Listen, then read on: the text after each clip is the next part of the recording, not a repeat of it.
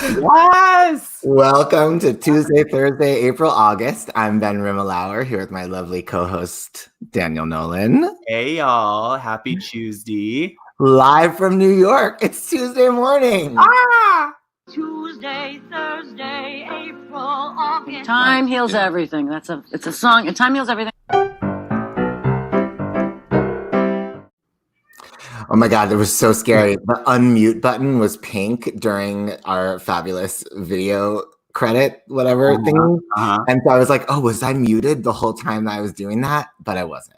No, although I do think I have the power to mute you. So, you know, it's whenever Bernadette comes on, I'm immediately without a voice. Yeah. This is just such a wonderful opportunity because people don't know what we look like. I know. Thinking, like, based on like audio alone, like our listeners probably think that you're the pretty one.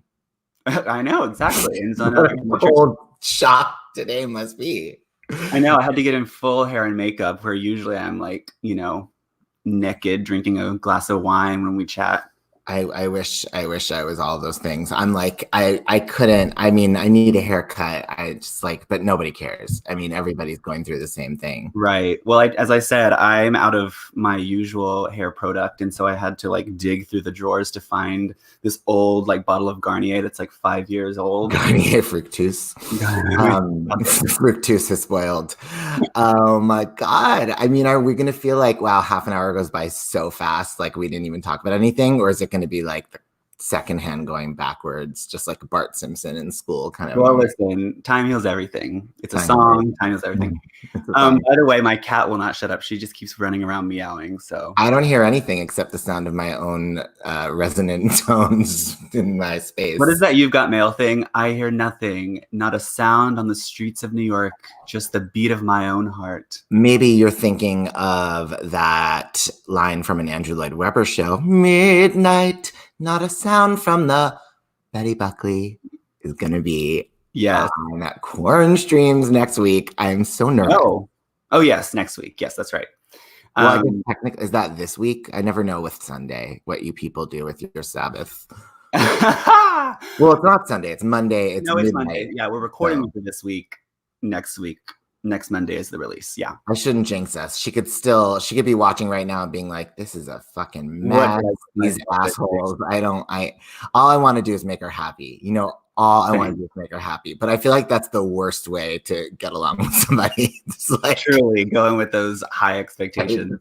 I just feel that I am like a crass, vulgar, like low class, poor taste, like hooligan. And Betty Buckley is this like spiritual beacon of just like grounded, like earthy, like just realness. And I just don't want to like offend her with my being like, Bernadette, Well, the good thing about Betty is if you do offend her or if you step out of line, I think she'll let you know. So just screen goes black. Well, we will just hope for the best. I'm realizing that I trimmed my beard wrong. I can't get used to the right-left flip. Well, anyway. That I have to say, I mean, this show, honestly, like I could easily spend half an hour more than twice a week talking to you about my new favorite show. Like, forget. Why did I think of that? Oh, because Seth Rudetsky goes like, anywho, like any to the who. It's like, like I am so obsessed right now with Seth Rudetsky and his husband James Wesley's show Stars in the House, which if anybody doesn't know about this, which I'm sure everybody that is watching coming here knows about their show, but like we could just be the recap show for that show because I love it so much. Twice a day, raising money for the Actors Fund, just an endless parade of top Broadway talent, like TV stars. They had a Desperate Housewives. Yes, Desperate Housewives. And Terry Hatcher was not there, suspiciously. Who wasn't there? Terry Hatcher was not there, suspiciously, Funny, and she's done Broadway. Well, you know all the drama behind that, though. No. All the Desperate Housewives drama. Yeah, apparently Terry Hatcher was not fun on that set to work with. I mean, if you are complaining about Terry Hatcher not being fun, that's on you, because nothing about Terry Hatcher suggests she would be. Truly, but Anyway, I'm so obsessed. I mean, we have to talk about other things, but like I thought I had already seen my favorite episode earlier well, I don't know. I've been catching up because I was behind. I haven't. Yeah, I've only watched a few. All I had been watching was Cheers, but I earlier in the week I watched an older episode. I mean, none of them are that old. It started with the quarantine, but of the original cast of Title of Show. Although Hunter Bell like had bad Wi-Fi wherever he's holed up and like couldn't connect, so it was just Susan Blackwell, Hetty Blickenstaff, Jeff Bowen, and then a surprise guest appearance from Cheyenne Jackson. Because he was on the Title of Show, their YouTube series. I would not mind being in quarantine with Cheyenne Jackson. Yeah, exactly. I wouldn't mind visiting his dressing room. but it was so amazing. I mean, it's not like I forgot how much I love Title of Show, but it threw me. It actually saved me. All I had been watching was Cheers. From what? To my quarantine playlist. It was just quarantine feelings and Cheers. And then I went into a huge Title of Show marathon. I watched the bootleg on YouTube, which is, I think it's called like Name of Play, along the style of our Corn Stream veiled titles, but it's in the 2 acts are separate. Or I don't think it is a 2-act show, but there's 2 halves separately. And I watched the entire Title show, their YouTube series. Get out of here, Cheyenne Jackson. That's what there's a puppet. I mean, it's so crazy. You have to watch it. But it was so deep for me. Like, I wish if the Title of Show went on for like 12 more seasons, I'd be watching that right now and not here talking to you. I thought that was my favorite episode, but there were so many other great episodes. The one I told you that like everyone needs to watch is the Joel Grey birthday celebration with I just Peters and Donna Murphy and BB Newirth and Kristen Chenoweth and her and Jennifer Grey boyfriend. And then this weekend I watched the Mark Shaman and Friends, which was with Carrie Butler singing her song from Catch Me If You Can. I loved that show so much. I forget about Catch Me If You Can. I saw that show twice on Broadway. Yeah, I don't know that one. So much. She sang that song, Fly Away. Is it called Fly Away? It's so beautiful. Seth said it should have won the Tony for Best Song. Did she play the flight attendant, Amy Adams? No, she's the girlfriend that he like crashes at like her family's house and then like has to escape because the cops are coming. Oh, okay. Not the cop, I don't even remember the movie, so I don't know what I'm saying. It's I mean, it's sort of a featured role, just one section in the second act or whatever. But I loved every song in that show. The one Marilyn May sings is "Butter Out of Cream." Yes. Or does she sing 50 Checks? 50 Checks was the song from The Workshop that was then replaced by Butter Out of Cream. That Tom Wilpat sang it in both versions. Marilyn does one of them fabulously. They're both Marilyn May? Yeah. From Catch Me If You Can? Yeah, she sings because she loves Scott and Mark because it's a great score. It's such a I love that. I mean, my brain just, It's so incredible. Well, that song is like Tom Wilpat sang it, and it, the whole score is very stylized, just like I need to get into it. Maybe that's what I'll do. You would love it. It's all like 1960s, like big. You should be right up your like Twinkie alley, all Aaron Tveit. Oh my God, Aaron Tveit. Spin-off show. Yeah, totally. Anyway, he had Carrie Butler sing that song. He had Martin Short. It was so fucking funny. Martin Short, wow. And then he had Jennifer Lewis and John Hill, friend of the pod. And Jennifer John Hamm? John Hill. Oh. John Hamm was on the show too, though, not the Mark Shaman episode. John Hamm was on with Tina Fey talking about Kimmy Schmidt. Oh. Literally everybody's been on the show. It's so incredible. It's twice a day for an hour. I live for it. Okay, well let's talk about the Joel Grey one because that one gave us a lot of Bernadette. Well, I have to say, like, maybe it's just because Joel Grey seemed so like old and had like weird connectivity issues. And weird, yeah. Bernadette has never seemed like cooler, more down. Bernadette basically had like a headset and she was like, "I'm hacking into the mainframe." Like she was so tech savvy and like knew what she was doing. And when when things were like unclear and different people were talking, she always knew exactly when to come in and say exactly the right funny. Tie it all together, make everybody feel good, move to the moment. I was very good quality Bernadette. Yeah, totally. And Donna Murphy again, full hair and makeup. Like she had a team come in and like it seems cruel though to do this to Donna Murphy, to keep putting her on with Patty with Bernadette. Yeah. Like, Donna just needs to. We should have her on the pod. I mean, we're supposed to do it at some point, but like, where there's nobody else. She doesn't have to be like, hi, honey. Like, she can just be like, well, when we did Wonderful Town at Encores, there was a little bit of a, Seth should give Donna Tuesdays, Yeah, totally. Kristen gets every Saturday. Donna gets a Tuesday. As she does. Yes. Oh, by the way, we have some comments. We do. Oh I didn't even know there was this potential, but a friend of the pod, Sam Durbin, aka Brianna Banana from Chicago, says, "What up, y'all?" Bill Graff says, "Ooh, that is a Supreme Cowlick." I'm guessing he's talking about this. I can't even see my hair because you've put credits on it. I need to move away from the text. Lucy Rimalower, sister of the pod, said, "Hey, fellas." Okay. Anyway, go on. What else do you have to say about Bernadette and Donna and? Yeah, but I mean, Bernadette, I was just so impressed with how. I mean, I knew I think in my mind I have this idea of Bernadette where she's like, she knows she's a huge star, but all she really wants to do is go home and play with her dogs and like eat her Kind bar. For some reason I have half Kind bar. Excuse me, we're gonna get a cease and desist. I have this idea of her as like she's been in the game so long. This is a job for her. Like she's not really that into like the whole showbiz thing anymore. But seeing her in Seth's broadcast, it was like, I mean, she was so on and just like singing and like, being charismatic and just like telling stories and knowing exactly what to do. And it just made me think, oh, maybe she is very like, she's a little more into the whole game than I thought.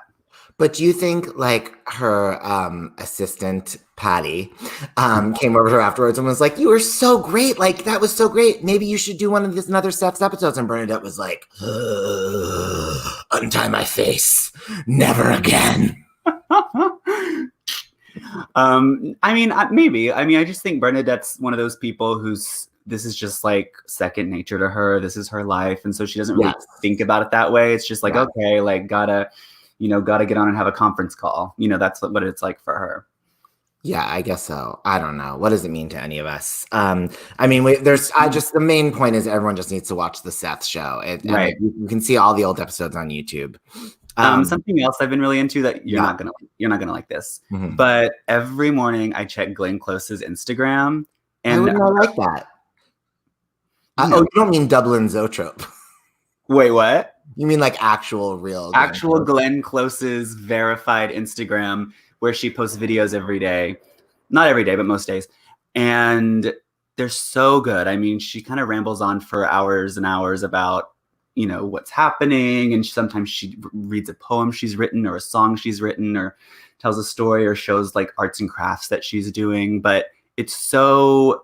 Oh, wait, sorry, that reminds me. Sorry to interrupt about Glenn, but Jennifer Lewis delivered this poem she wrote about the time we're in that was so inspiring and incredible. I love her. But then she also added this thing at the end where she was like, oh, one more thing. She was like, keep your hands off the Twinkie, get up, wash your ass, and don't be stinky. Oh my, that could also be a little Grinder ad that pops up. True. But that was her whole thing. Like, just don't sit around in bed. I literally look like I have like a cheek full of like chewed up, like what do squirrels eat? Like, chipmunks, like nuts. I got nuts in my mouth. Well, it's been a while since you get out there and live life. Yeah. But I'm glad Glenn Close is saying that too. Good for her. Good for her. No, but she. Why is this enjoyable? Are you laughing at her? I don't understand. No. It's like you're getting actual inspiration, like Brene Brown and Glenn Close. Glenn Close is the Brene Brown of Broadway. No, I'm just kidding. But no, Glenn is. She just seems like she's so. I mean, talk about Earth Mother. She's just so like she's Earth Mother. Very grounded and very like she just finished doing yoga and meditation and now she's doing she's making these little like figurines with all the supplies she got delivered from Michael's craft store. Now, didn't Brene Brown like a different actress's post on social media? That's right. She did. Did she comment on their post? I don't know. Miss Patricia Lupone. Ah, yes. This is right after the Rosie broadcast, and Patty did her first basement appearance, which would, set the tone for her brand going forward in the next couple years. The basement, that's where Glenn Close likes to sing. Sorry. Oh, that's good. But yeah, Brene Brown, in like my favorite crossover ever, Brene Brown commented on Patty's Twitter and was like, more, which I love. Taste. Anyway. Other than Patty and Glenn. Yeah. Who else? What other? Well, also, I actually neither Patty nor Glenn, but Sunset Boulevard as prep for this Betty Buckley extravaganza. Yes. I've been watching all the clips and yes. I don't know if this is like a safe space for me to say this. The only Norma Desmond I ever. Sorry. I said we're just between friends, among friends, just us squirrel friends. The only Norma Desmond I ever saw was Glenn Close, whom I saw in the original production in LA before she honed in on Broadway, and also in the revival that Lonnie Price directed at the Palace Theater, which I saw twice. So I saw Glenn Close do Norma Desmond 3 times. I saw that one. I never saw Patty except on the video bootlegs, and I never saw Betty. And obviously I love Patty's muscular recordings of the score and those insane keys and all that, but I feel like maybe Betty Buckley is my favorite Norma Desmond from what I've seen. I think I agree with that. Yeah. But when I watch Patty, it feels like I'm watching this like young kind of like sort of normal woman. I mean, maybe she's a little haughty in that like Patti LuPone way, but she's kind of like normal. And Betty Buckley seems to me like a great film star who's like pulled up, and has like great pain and sorrow and hope. I mean, Glenn is maybe plays it that way in terms of not the hope or the sorrow, but Glenn seems like a weird film star too, but I don't find it doesn't feel moving. It feels like a big joke. But Betty, I feel like plays that kind of a character, except in this very real kind of moving way, Yeah. I think Betty's voice is so thrilling. Yes. I think, I mean, she sounds incredible. I mean, talk about thrilling belts. I mean, a voice like Betty's is someone that you want to hear sing Andrew Lloyd Webber. It was like made for that. Yeah. And Betty's such a good actress as well. I did not see her in Hello, Dolly, but I know from what you've told me. I'm telling you, when you talked to Ephraim, you looked behind you because there's somebody there.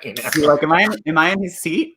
Yeah. It's like Betty is so, you can tell she really does the work, and she is someone who digs deep into the character and really knows why she's making every choice she makes. She's gone through all the other options. I'm sure Glenn and Patty do the work. I just feel but I feel like satisfying. Sure, but I feel like Patty's is a lot more in the gut. It's like in the moment. It's a little more like not planned. Whereas I feel like Betty's is like maybe we can ask her about this, but it's like she has like a routine and like a practice, and then like she knows exactly what she's doing and why she's saying what she's saying. And I guess Glenn as well.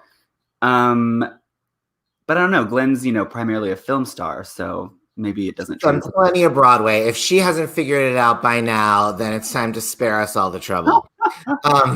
Okay, so moving on. Speaking of Bernadette's hair in that Joel Grey clip, it reminded me of her hair in the photos from the opening night of the Glenn Close revival of Sunset at the Palace Theater.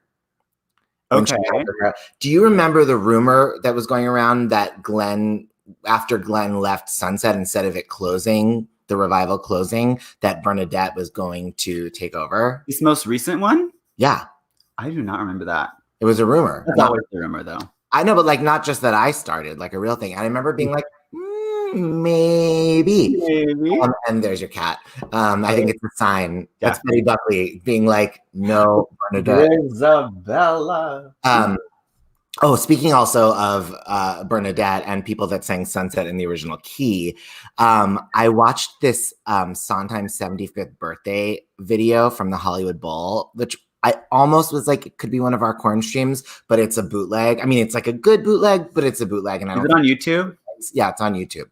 It's not that long ago. It's posted by Aurora Spider-Woman. Love. And it's incredible. It has Bernadette and Jason Alexander, Eric McCormick, Barbara Cook, Marin Maisie, Carol Burnett, getting married today. This time, just her part. Although with Marin as, bless this, whatever. And it's like great to hear and just be like, fucking soprano.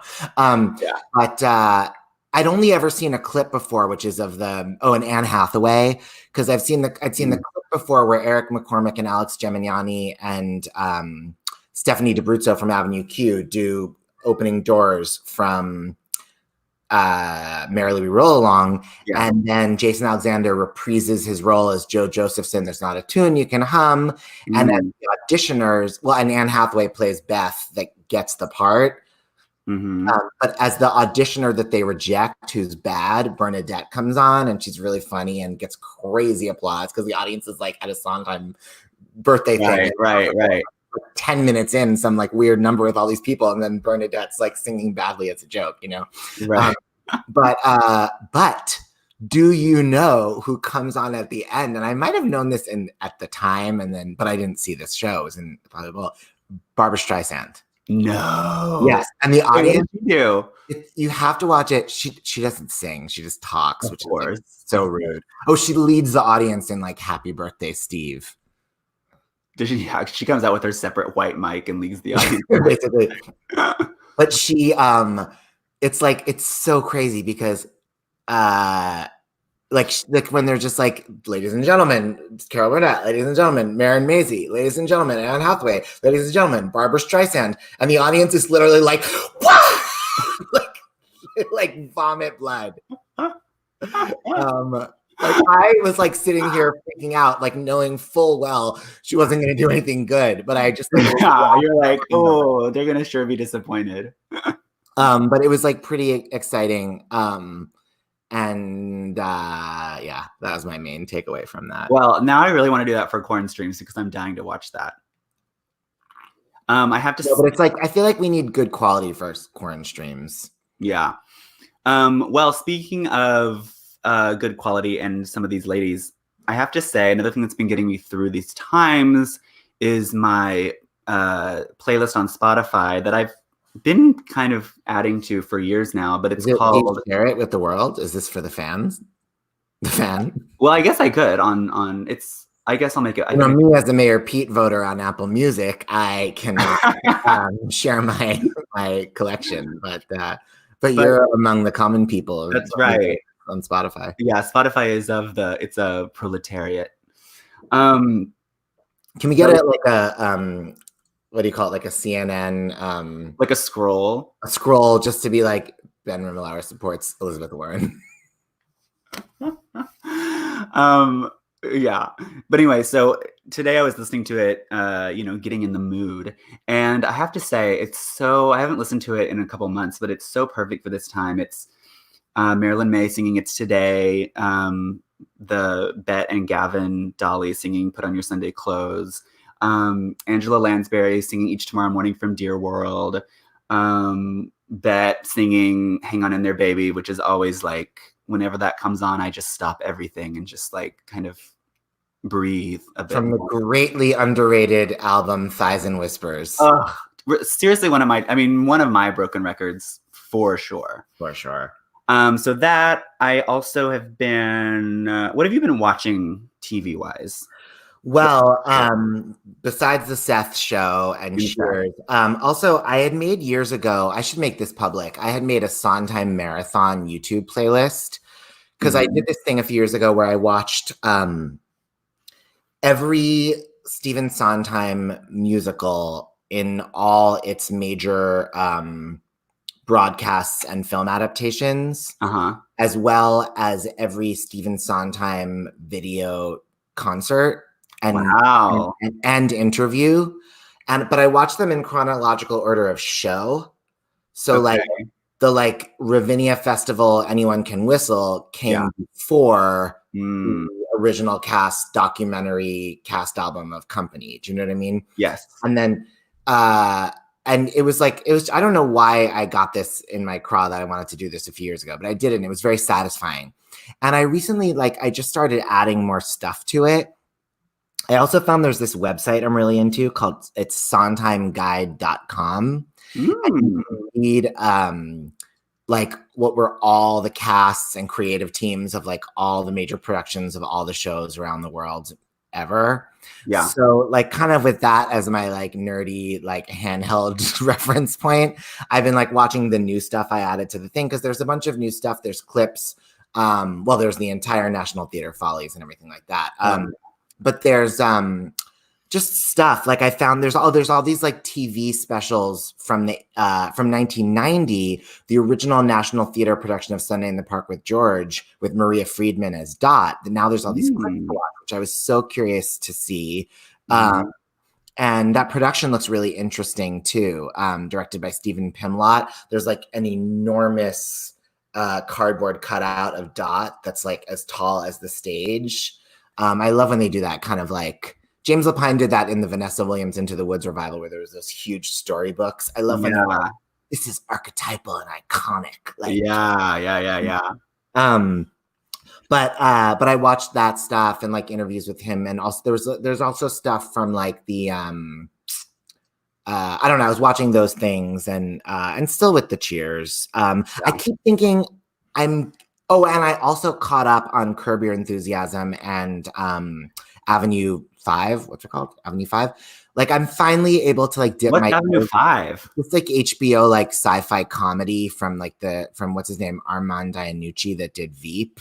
And it's it takes place on this enormous spaceship that taking tourists out in space, and they make a mistake, and so instead of being a 3-week trip, it turns out to be a 5-year trip, and it's an amazing cast.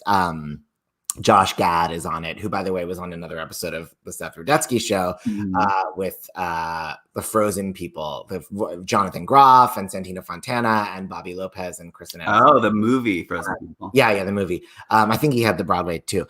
But anyway, but I think I might be ready now to do the new season of Drag Race.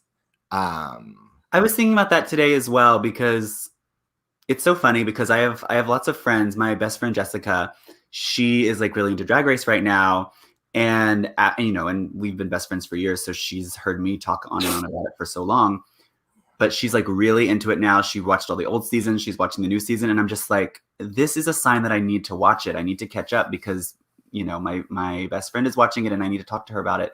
And on Twitter every Friday, I basically know what happens because everyone's tweeting about it. So at risk of getting any more spoilers, I kind of just want to binge it now. Yeah. Maybe we should binge it together kind of deal, Yeah. How can we do that? There's various ways. Also, is it weird? Is it better if I look at your eyes on my screen, or do I look at the camera? No, don't look at the. I mean, you can do either. I'm looking at your eyes on my screen. That's you looking at my eyes right now? Yeah. Well, it feels like you're looking at me. Really? Do you feel like I'm looking at you? No. But I was looking at your eyes. It's okay, then you can't tell. I like it when you don't know if I'm distracted, being why is my face? Thank you, Joan Ryan. She says, I'm loving this. Oh my God, Joan Ryan, I love you so much. The original star of Ruthless, one of the best belters in history. Yes. Do yourself a treat, everyone, including you, Daniel. Watch Joan on YouTube singing Shall We Dance from The King and I, but it's not your mother's King and I. It's it's For the Rafters. You will love it. I love it. Okay, we have 30 seconds left. Is there anything else we need to tell? Well, we'll be back on Thursday, 10:30 Eastern. Back on Thursday, Tuesdays and Thursdays, April through August. And and everybody should listen to the new episode of Broken Records Corn Streams. That's right. It's Mary Herman's Broadway at the Hollywood Bowl, a fabulous concert that I was at, but I didn't sing this song. Wonderful. All right. Well, so much. This has been really fun. Okay, yeah, that's all I have. So this is so nice. I'm gonna play us out with our little intro, and then we'll be back on Thursday. Bye, y'all. Tuesday, Thursday, April, August. Time heals everything. It's a song. Time heals everything.